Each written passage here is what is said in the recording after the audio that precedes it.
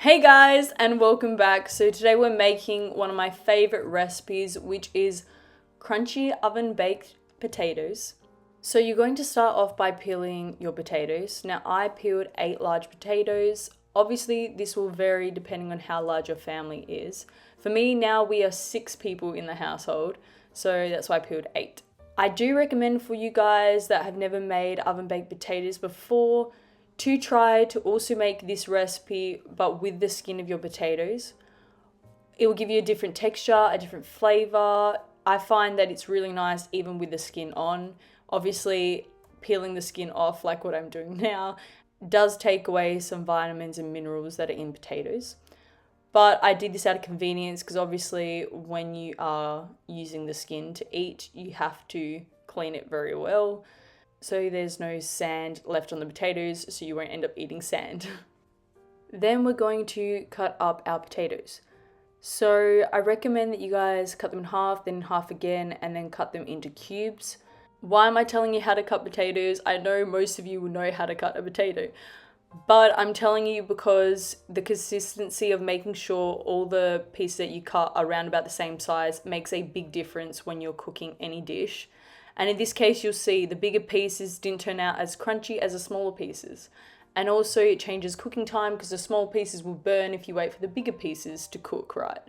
So I'm telling you this just so you guys can, in general, have in your head whenever you're cooking to make sure that all your pieces are around about the same size, because this will just make the food taste so much better. And I know it's a bit of a pain, but I believe it makes a big difference.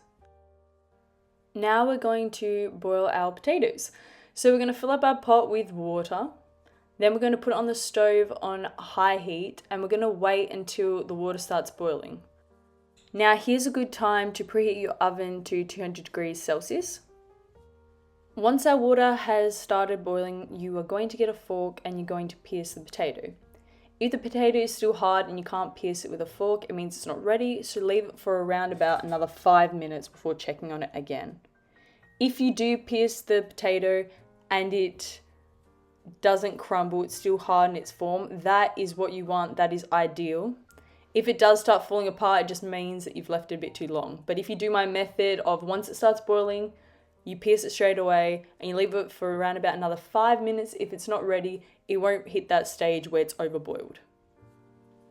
So once you've seen that your potatoes have boiled and are ready, you are going to drain out the water and then you're going to add them to a tray.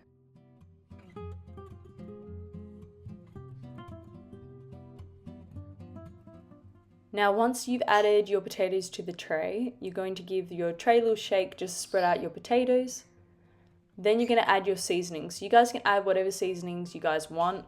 I added salt, oregano, and rosemary, and obviously olive oil as well. So add your olive oil, drizzle on top of everything, then add your salt and all your other seasonings. I like to keep it simple and sweet, that's why I only use 3 seasonings. But if you don't have one of these seasonings, don't worry about it. The most essential ingredient here right now is just adding your salt.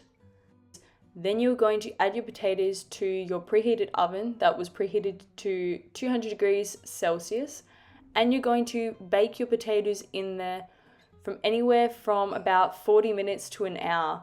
Now I like checking on my potatoes every half an hour just to see how they're going, and I will mix them and shuffle them around to make sure they all cook evenly. Obviously the longer you leave them in the oven, the crunchier they will become. Now I do believe there is a sweet spot between an hour to an hour and a half of cooking. You don't want to cook it any more than that because if you do, they will dry out inside. So that's it guys. I hope you guys enjoyed this video. I hope you guys try it out and I'll see you guys in the next one.